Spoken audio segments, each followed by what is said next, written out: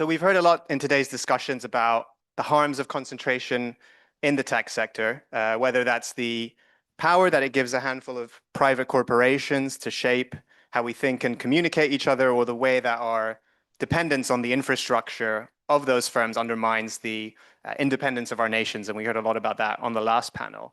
And obviously, a lot of these harms aren't new, but we've also heard a lot about how these harms are being dramatically amplified by new dynamics, whether that's the rapid rollout of generative AI by many of the same big tech firms we've been talking about, or the accelerating fusion that we're seeing between these firms and an increasingly authoritarian administration in the US.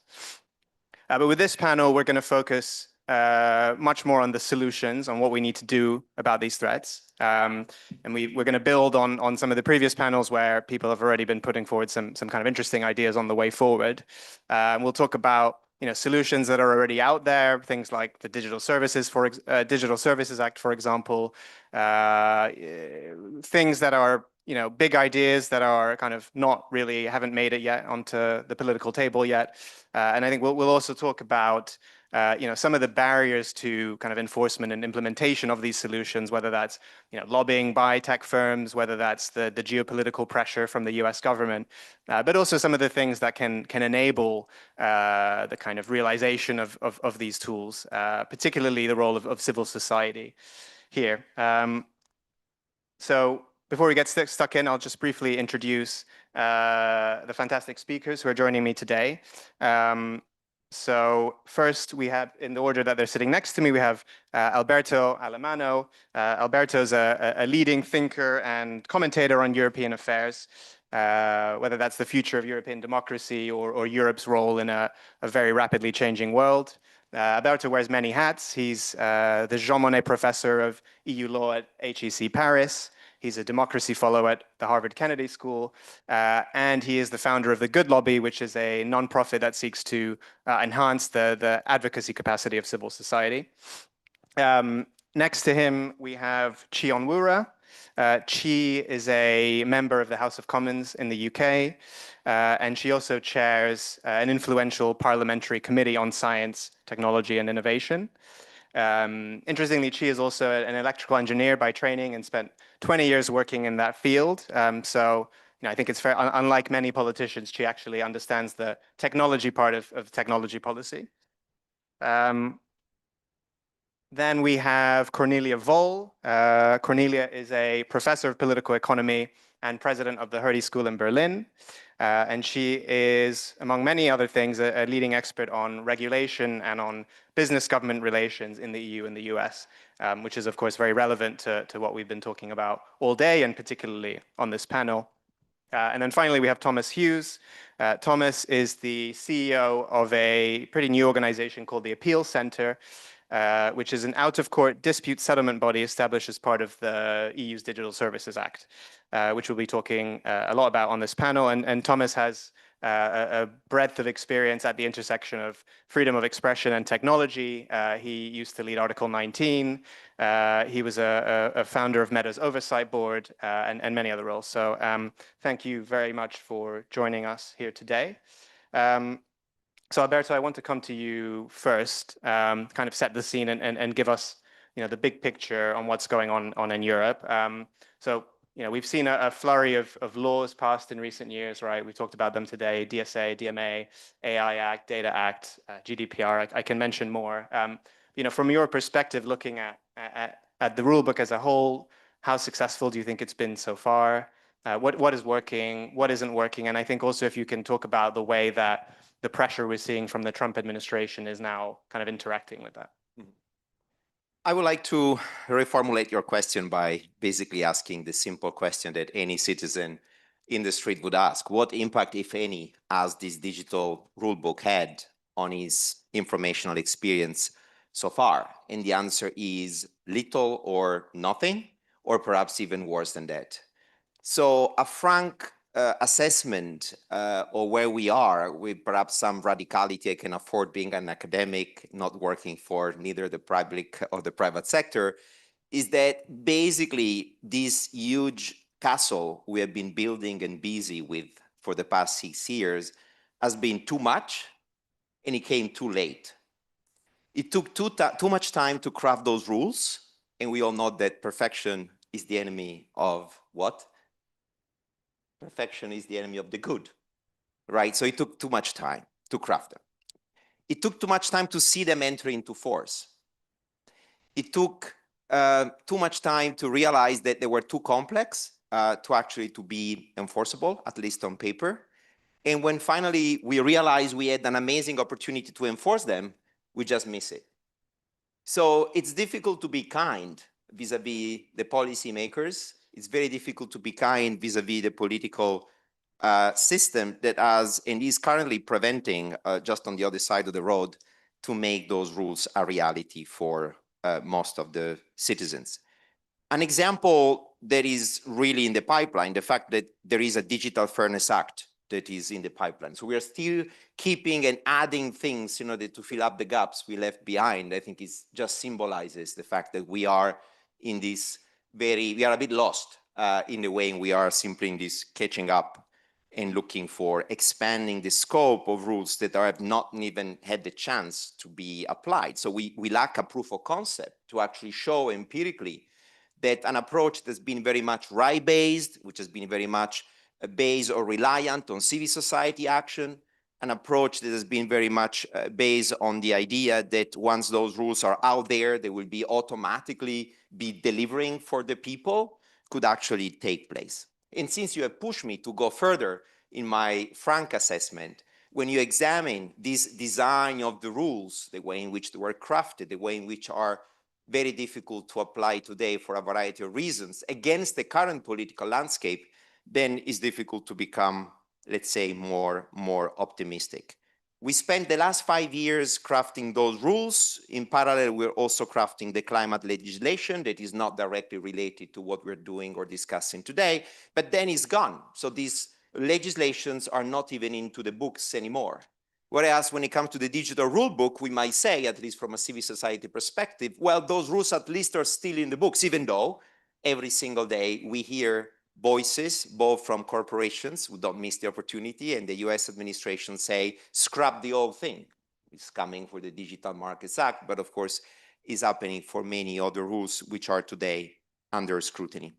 So finally, there is a sentiment of frustration. If I could speak on behalf of many European citizens who might have followed these developments and basically say, how is it possible that we have been quite, I would say, in a prescient way, preparing ourselves to a situation which seems a bit dystopian?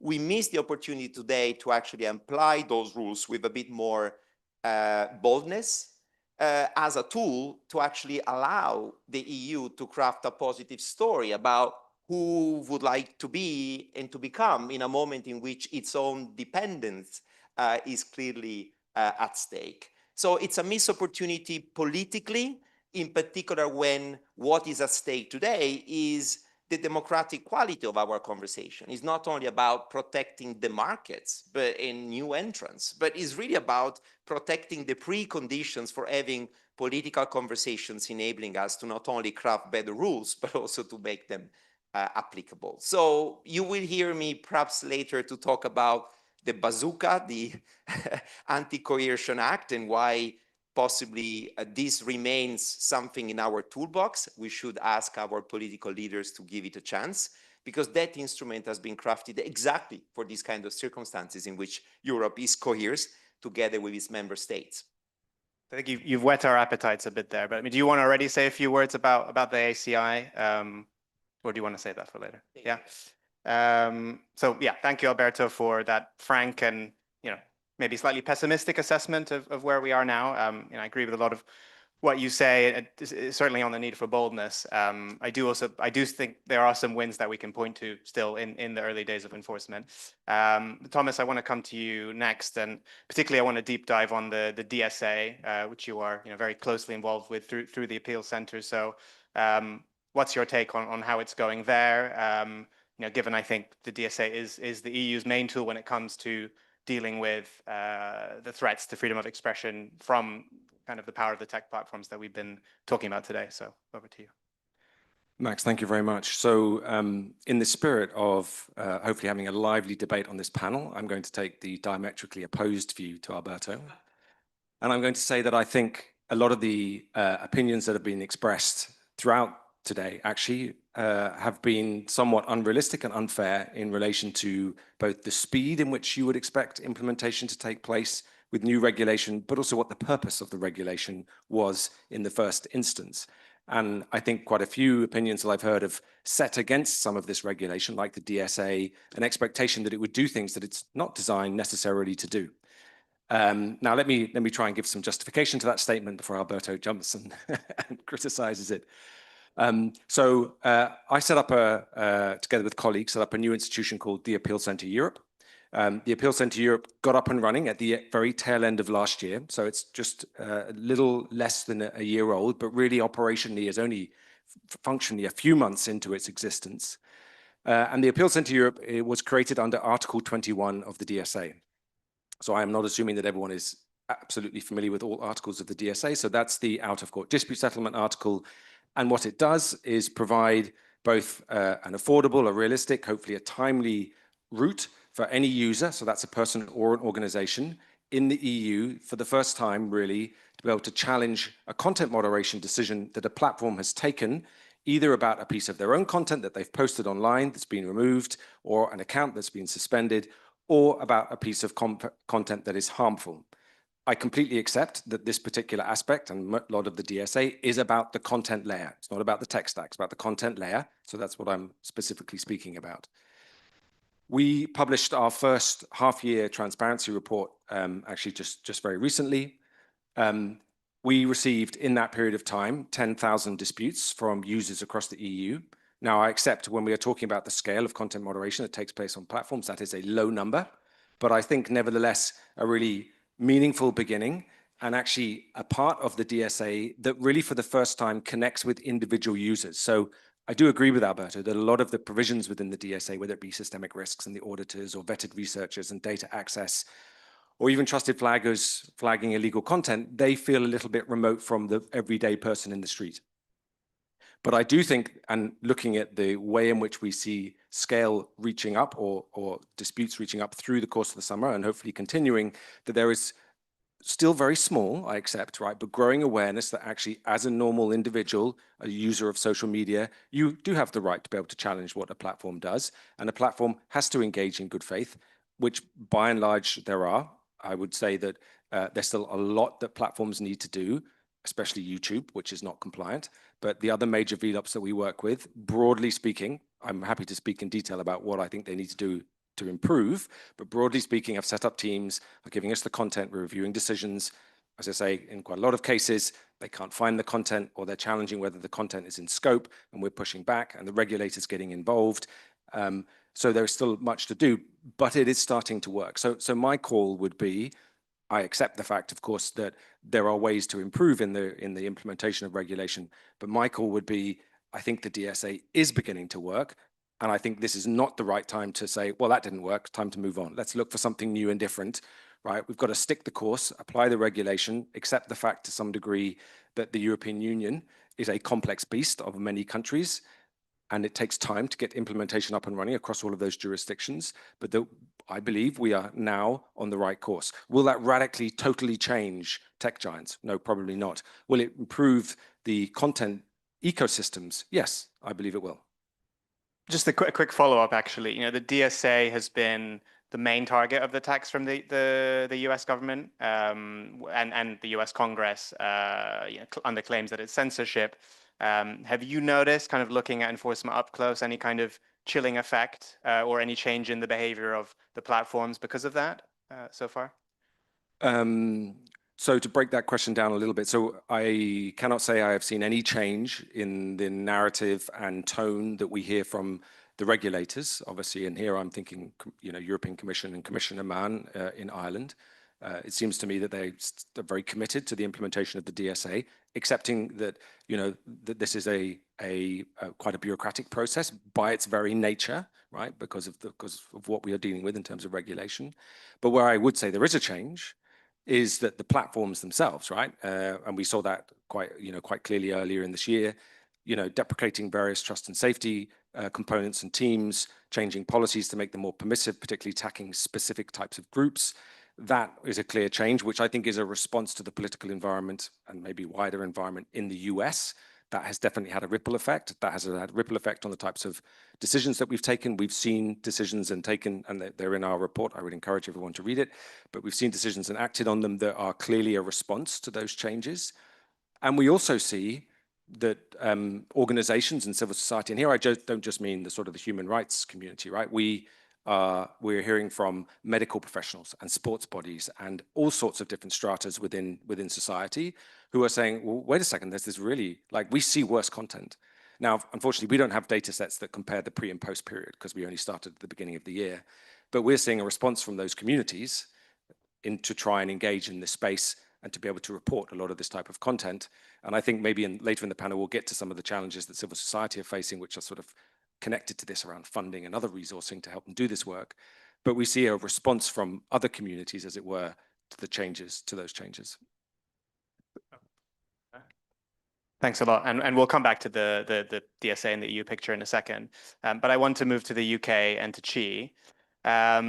So, on the one hand, I think despite Brexit, you can still see a lot of alignment between the approach of the UK and the EU to digital regulation, whether that's the similarities between the DSA and the Online Safety Act, or between the DMA and the UK's DMCCA. A lot of acronyms here. On the other hand, I think there is a sense that, particularly more recently, there's a growing divergence. I think of, for example, the UK government not moving as quickly with AI regulation compared to the EU, or I think, a greater receptiveness to work very closely with US tech firms and with the US administration. I'm thinking of, for example, the tech deal, the UK-US tech deal, than the EU, where I think there's more wariness. So, I mean, how do you look at the UK's approach right now? Thanks very much, Max. And it is true that one of the areas of divergence that you don't follow so much since Brexit between the UK and the EU is divergence of acronyms, which can mean that we are not speaking the same language and make it harder to compare. But I do think that there are still clear areas of alignment, and you can see that, for example, in how unhappy Google and Microsoft have been with the recent declaration by the CMA, the UK Competition and Markets Authority, to designate Google and Microsoft as having strategic market status, using the powers that they were given under the Digital Markets Competition and Consumers Act, which they responded to in a similar way they responded to the EU's decisions under the Digital Markets Act. So that there are still, I think there's still strong alignment there on competition policy. When it comes to the AI bill, so the committee that I chair, the Science, Innovation and Technology Select Committee, the Parliament's scrutiny committee on those areas, we've had some conflicting evidence. We heard from the Science Minister, Patrick Vallance, at the start of the year that there would be no bill. But recent media reports suggest that a bill is imminent, and also there's the AI and copyright issue, which has a lot of coverage and traction in the UK, particularly given our huge strengths in the creative industries, and the possibility of combining those an AI bill which addresses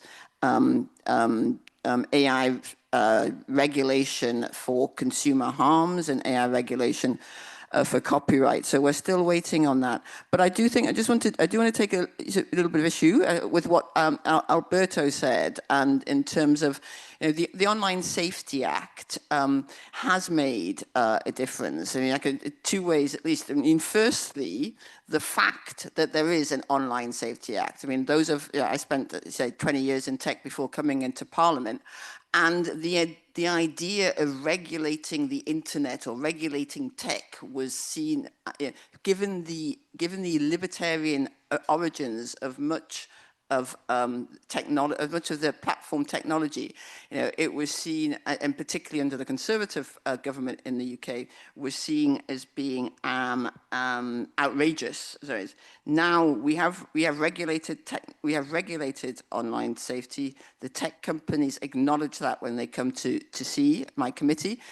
Christiana suggested that they may not take it very seriously, but they certainly acknowledge the right of a UK Parliament, for example, to scrutinise that, and it has also made a difference, for example, to children's experience on the internet. The Online Safety Act focuses on children's safety, and I do think it has made a real difference there. There is much further to go. My committee did a report on online safety, on social media algorithms, and the riots that we had last summer in the UK following widespread misinformation about a tragic attack on young girls. And the government's recently come back with its report, with its response to our report. Our report said it was based on principles, and just sort of, technology should be regulated according to principles rather than the technology. And the principles we set out was that, online harms were bad, freedom of expression was good, and platforms should take responsibility. Not that controversial, you might think. The government came back and basically agreed with all our analysis, and this will be published in the next few days. It's not official yet, but I can tell you that they agreed with all our analysis and almost none of our recommendations. So in terms of recommendations for action, so in terms of where the government is waiting to see how the Online Safety Act beds in. I have concerns about that. Significant concerns about that. But I do think the critical test, and I think Alberto did try to get at this, is showing that government, and particularly in a democracy, government is on the side of the people, not on the side of the tech giants. And we need the policies and the actions which show that. Investment in tech is good. Investment in my constituency to bring AI jobs is good. But fundamentally, people need to think that they have agency and that government is on their side. Thank you, Chi. And yeah, there was some really interesting ideas in your report, which would be good to get into a bit more detail on afterwards. But first, I'd like to come to Cornelia. So Alberto said something earlier, kind of critiquing this idea that all you need to do is come up with a nice law, pass it, and then problem solved. It kind of executes itself.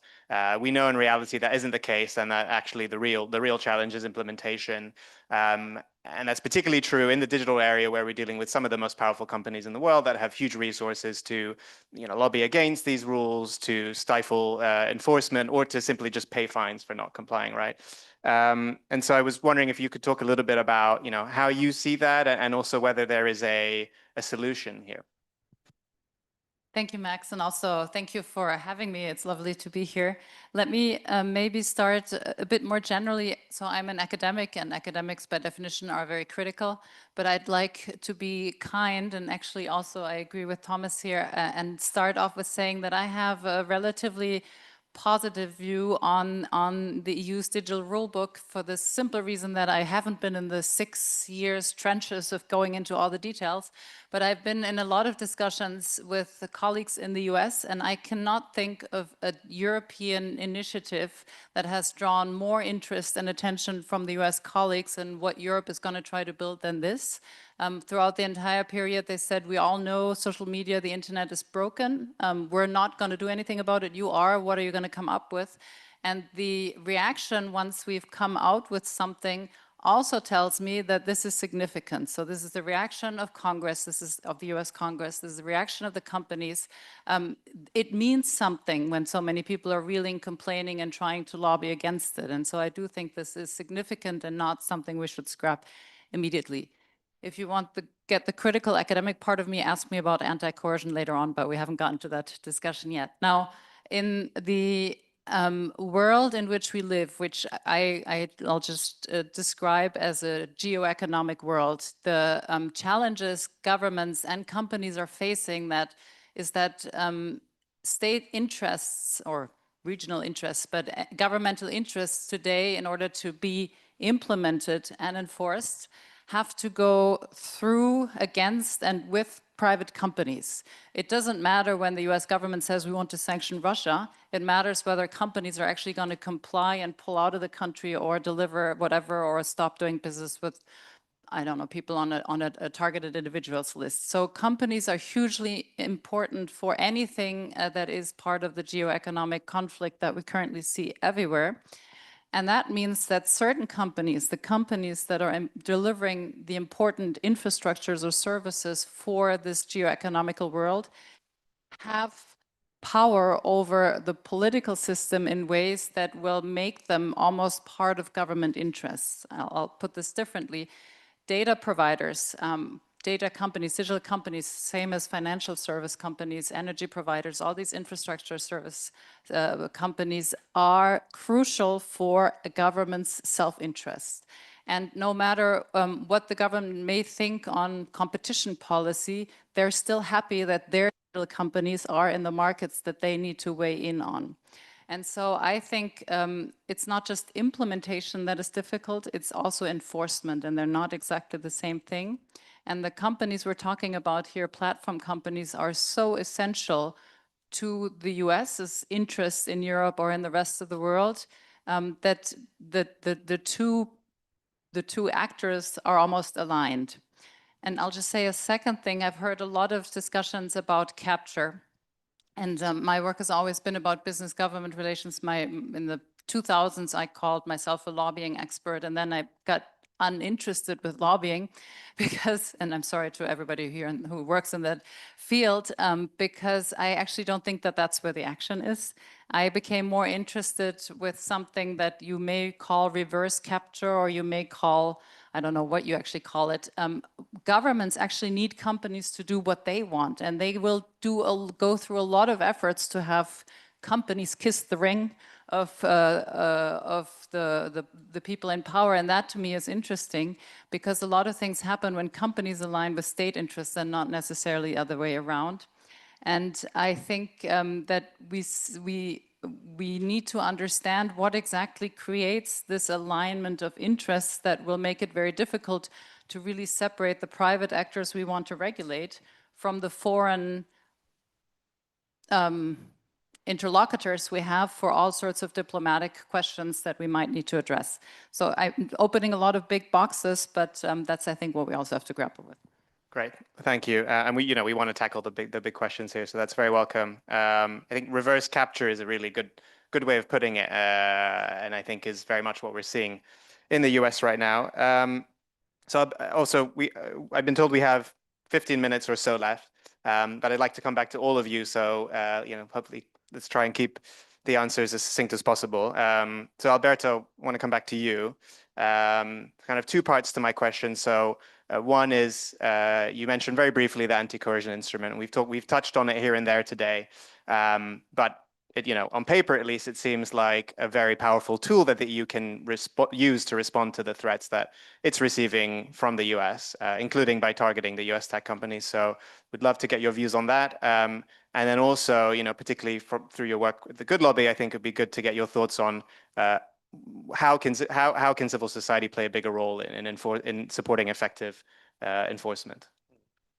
Okay, I'm gonna revert if I allow your two questions by first of all clarifying that I didn't say we need to scrap anything. That's not the argument. The argument is that it just took too much time to build and craft those rules, and the design of those rules is not conducive to an easy or quick implementation. We feel to be a bit in a usine à gaz, as we say in French, which is complicated things further and which shows the inability almost by design of the system to deliver in time for the nature of the challenge ahead of us. This is not about scrapping, it's about waking it up and using the digital rulebook in combination with existing instruments, including the Anti-Coercion Act, that allows the EU and its member states, when they are economically coerced, to basically leverage on something that we completely forgot. We have heard for so long that the major rationale for the US administration to hate Europe or at least to legitimize his action against Europe and betray its former allies, is a trade deficit. Well, the trade deficit is in goods, but Europe was a trade deficit, and that is in services. In other words, if we look at the transatlantic relation through Trumpian eyes, and from a European perspective, well, the EU is legitimized to do what Trump has been doing to us, the reverse. And this could be extremely painful because our dependence on those services is particularly significant and is much more significant than the dependence the US has vis-a-vis the trade in goods. We live in a service economy. We don't live in a good economy, despite all the optics that we see every single day on the media. If you buy this premise, then you realize that there is a clear case for the European Union to use the bazooka, to use this anti-coercion mechanism, which has been in the book since 2023, in order to do at least two things: to protect its people, but also to guarantee this informational ecosystem that we are unable to protect otherwise. In other words, we're going to kill two birds with one stone. But of course, for this, we need the kind of political will that we have been lacking in the trade negotiations. I suspect that there might be a time in which the overall situation will become so painful that the very same European leaders, at least some of them, I call them leaders in between brackets, might actually rely on that instrument. They're going to say, well, now is a bit too much. The pressure is becoming too much significant to make it happen. In a way, we need to catch up this too long period we devoted in crafting, waiting for those rules to be enforced, all these mechanisms to be basically enforced. And let me conclude on civil society and just draw your attention on an incredible paradox that we've been witnessing here from Brussels. Perhaps is slightly more visible. On the one hand, we keep crafting rules, consumer rules, that ask civil society or presuppose the existing of civil society to fill the gaps and to be able to mobilize and to monitor.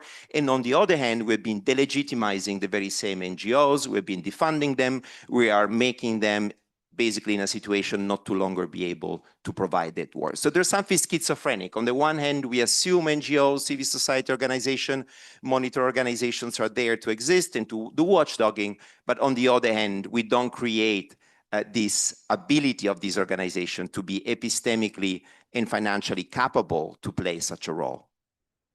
Thank you, Alberto. So you were advocating for a very robust response to US interference in EU digital sovereignty. And so, Chi, I want to sort of get your thoughts on that. UK tech regulation has faced similar criticism, perhaps a little bit softer from the US. The Online Safety Act has also been described as censorship, and there's also been criticism of the competition rules in the UK. So do you think the UK also needs to be showing kind of more teeth to Trump, or do you think the current approach is working?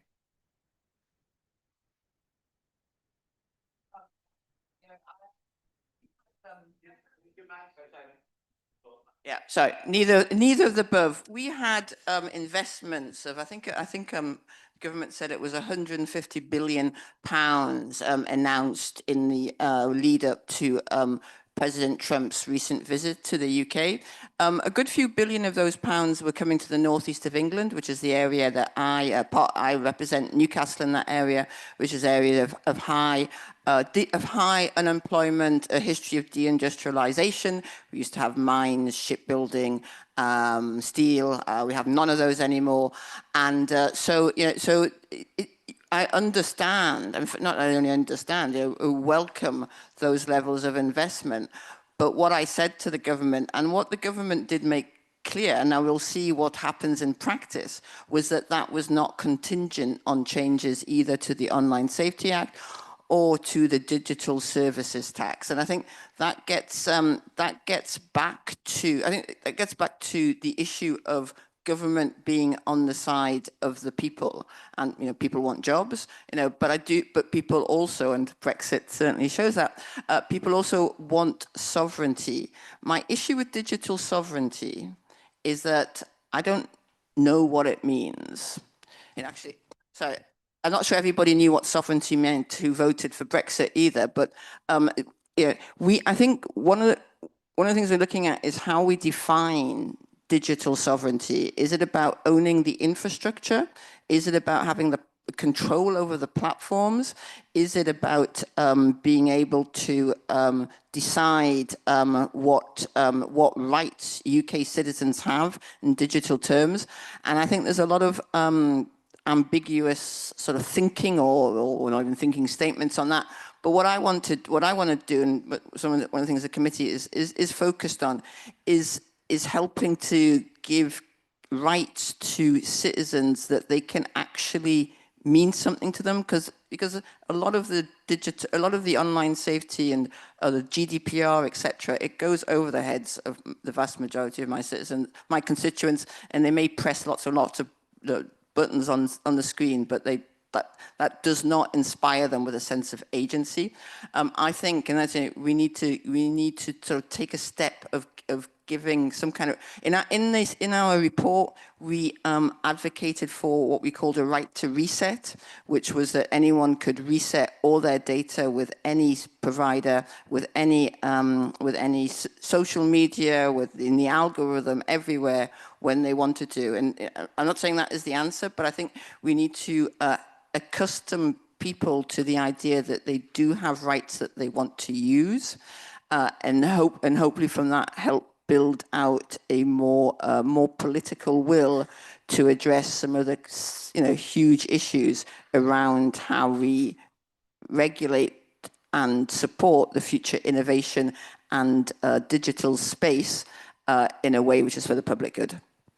Thanks. And actually, a quick follow-up for you. Your report also had a really important recommendation, which was about limiting the ability of platforms to amplify certain forms of content, Yes. particularly misinformation and extreme content, which, I think in many ways is the flip side of empowering people, right? They also need to not be manipulated in order to exercise those rights. And I was wondering if you could say a few words about that. Yeah, I mean, I think one of the key things which came out of the report was that in terms of, with regard to the free speech debate, which is really important. I mean, J.D. Vance did hugely criticize the UK at one point on the Online Safety Act on that. But freedom of speech is a basic human right. But the amplification of misinformation is an act. It's an act for which platforms should and need to take responsibility. It is not a it's not a sort of transparent it's not transparent, and it's not without consequences.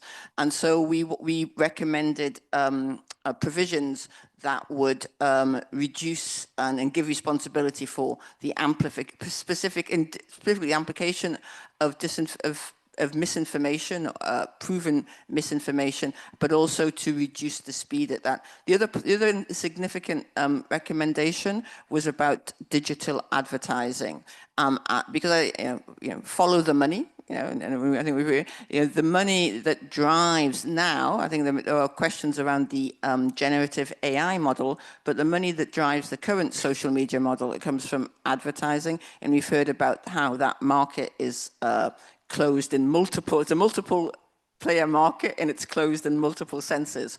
And so having effective regulation for that market to also reduce the incentives for the amplification of disinformation. Great, thank you.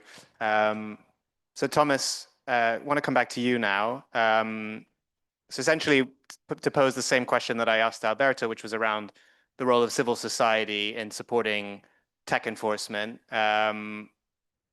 Do you see that as a positive thing, or do you also see risks? So, Alberto was talking, for example, about the delegitimization of civil society in certain cases.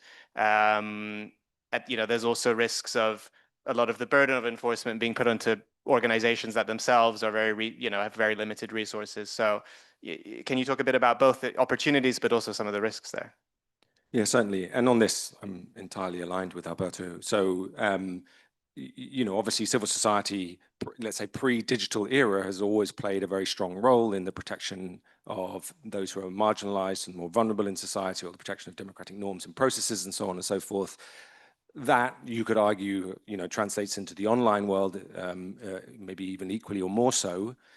But to the point that was raised, a lot of the funding sources, either from, the Trump White House, essentially decimation of development assistance and rights related support, or in a European context, the shift from obviously development to defense budgets.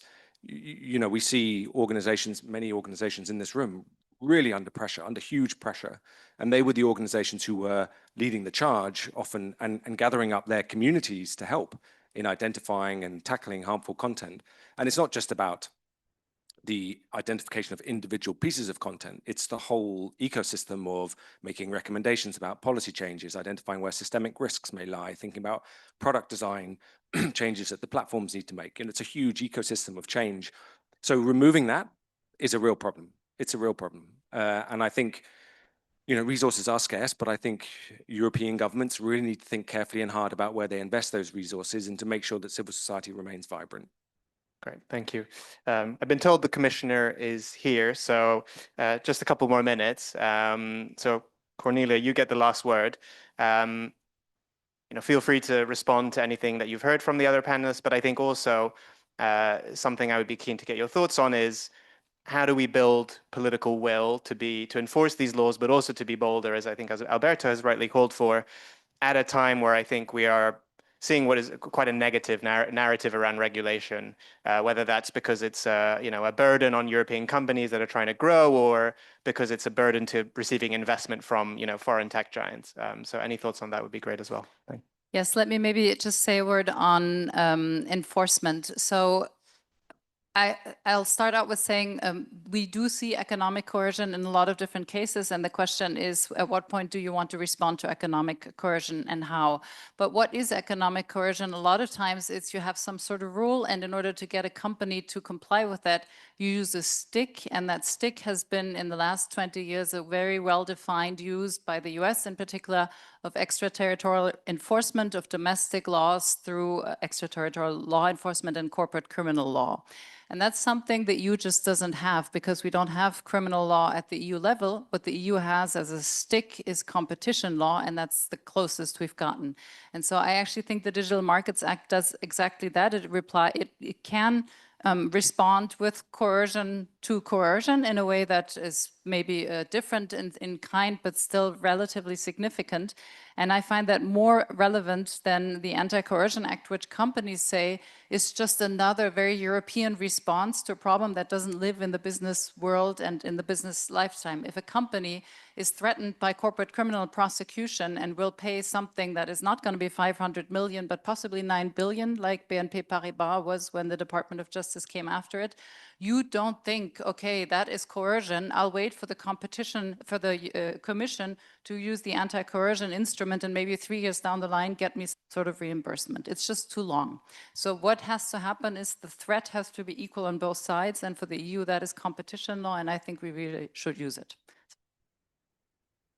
Okay, well, we'll wrap it up there. But you know, we've only really scratched the surface. But I encourage you all to debate these questions with the panelists over drinks.